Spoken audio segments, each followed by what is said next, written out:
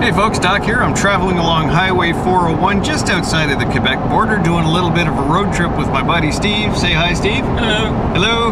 That's Full Metal Fab on YouTube for anybody paying attention. And we're traveling along in his Jeep. And if I swing the camera just over here, you can see we've got a trailer on board. I wonder what that means. Well, it definitely means something to me, and it might even mean something to you. So stick around and I'll show you what's happening.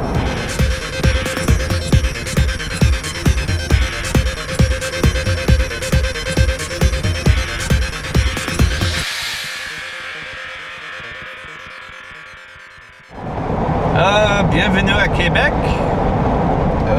Oui, oui. Bienvenue à Moncton means you drove too far.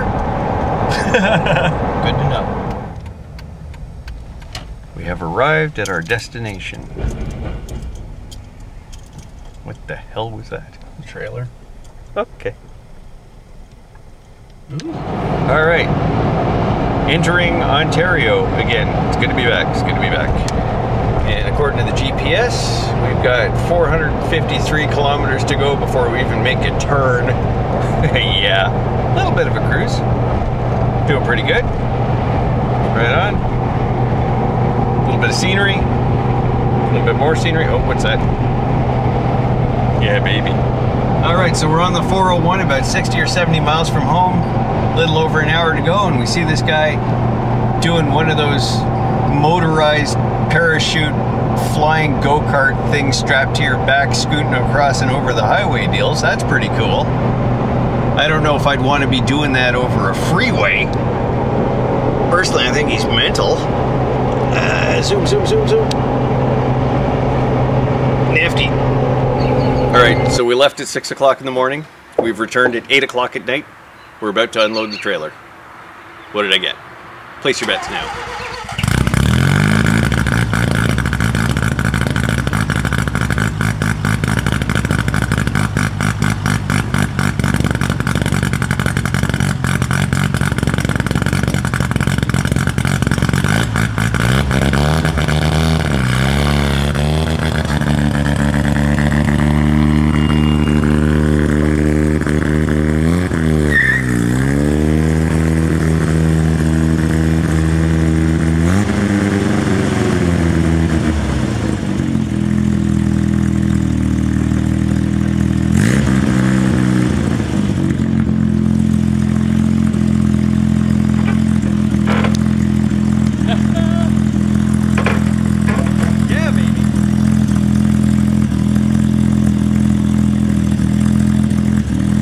That's right, folks. Doc got himself a rotary. Finally, I have joined the Brapnation. 1985 Mazda RX-7, 12A rotary, ported, needs a little body work and some TLC. Runs really good. I am happy. Tell you what, tomorrow morning I'm going to start the camera up and film this sucker in the daylight so you can see the good, the bad, and the ugly. Stick around. All right, folks, so here she is in the daylight. Well, some daylight. It's kind of overcast. I was out doing an RC crawl thing all day long, and it's going to be evening pretty soon. So I don't really have time to go into a lot of detail, but you can rest assured there's going to be videos in the future covering pretty much all the stuff I have to do to this thing. Because as much as it looks like a little pretty red wedge, it needs some help. You can see the clear coat peeling off the bumper. That ain't nothing. But I'll give you a quick little overview of this thing, and then we'll take it from there on another video. Alright, there you have it, kids. One Mazda 12A rotary engine. So you can see it's pretty much all there in stock form. I've got a couple of oil leaks to sort out. I've got all kinds of stuff to sort out. But basically one of the things that I'm going to do is what's known as the rat's nest delete. Any of you rotary fans out there know exactly what I'm talking about. If you don't, I'll fill you in later. So all this vacuum switch malarkey is going to go. But there she is if you want to just kind of have a look around. It's a two-rotor setup. There are no pistons, no cylinders, no connecting rods, no valve train, nothing like that. The closest equivalent would be a piston-ported two-stroke, even though it is a 4-cycle engine. There are 2 plugs per what we're going to call a cylinder, 2 plugs per rotor housing, a leading and a trailing. As the rotor sweeps past, the lower one fires and then the upper one fires. You've got a distributor controlling both of those, powered by 2 ignition coils. Alright, so view from the back here, the hatch. Somebody thought it would be interesting to do like a wood laminate floor here in the trunk well, for lack of a better term. Didn't quite get completed and it wasn't very well executed. It was an interesting idea, so I'm probably going to wind up doing something about that. From this angle you can see, well, here's one of the storage hatch lids. The other one's still in place, and there's basically a storage compartment kind of under the deck and behind the seats. Back seats were an option in this car, but not too many have them. I'm okay with that. What do I need back seats for?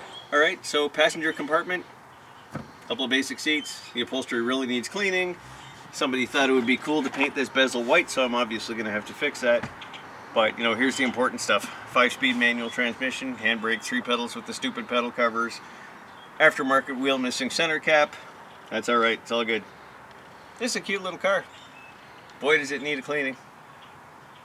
It's got a sunroof, which I don't know how to operate yet. There we go. Basic but functional.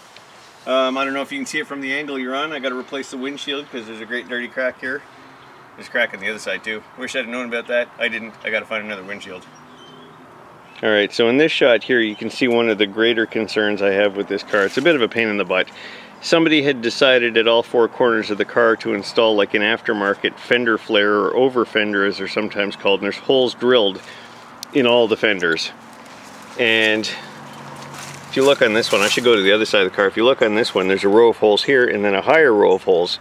They had some kind of big ridiculous fender over this, which is just obscene.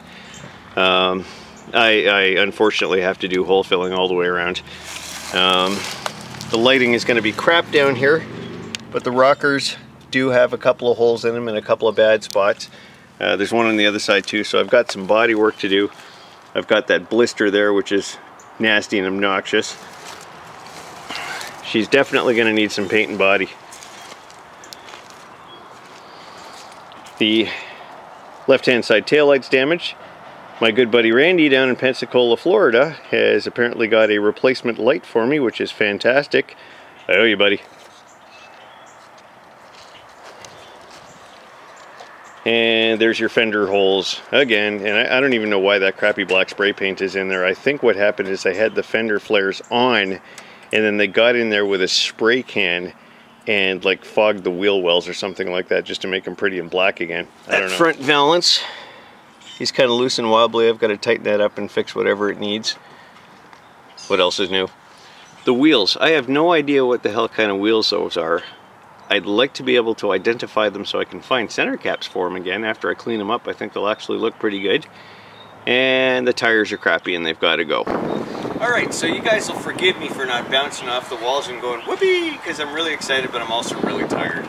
You know, it was a long day yesterday all the way to Quebec and back, and down late and up early and lots of hours and working hard, and I'm just generally tired, so I'm actually more excited than I look.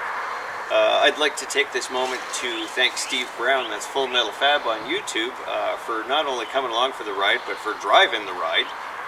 Dragging me and the trailer all the way out to Quebec and back to bring this little gem back to me. Thanks, Steve. I really appreciate it.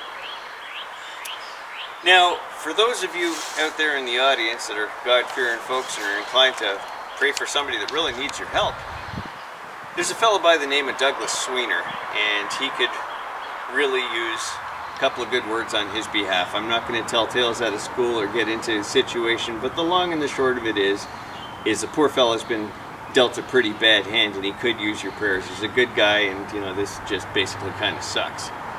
If you'd do that, we'd appreciate it. I'm sure Doug would too, and this is your shout out. Hi Doug, it was nice talking to you on the phone the other day, man. Anyways, you're going to see more videos on this thing as I crack into it and start righting all the wrongs, and believe you me, despite the fact that it runs, there's a lot of wrongs. So stick around, there's going to be more videos on the subject, as well as back to my usual tractor and go-kart stupidity. So, thank you for tuning in to Sprocket's Garage, and until next time, take care of yourself.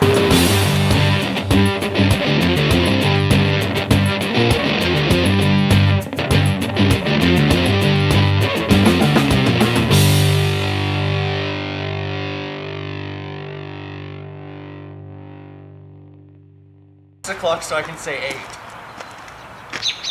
Left at 6, returned at 8, right? Right. You say left at 6, returned at 6, and I yelled 8 o'clock. Oh. gonna try this again. Fuck, I was gonna grab my little selfie stick stupid thing thinking it might help and didn't think of it. Windshield's a little close. Yeah. Well, I could extend it to like here.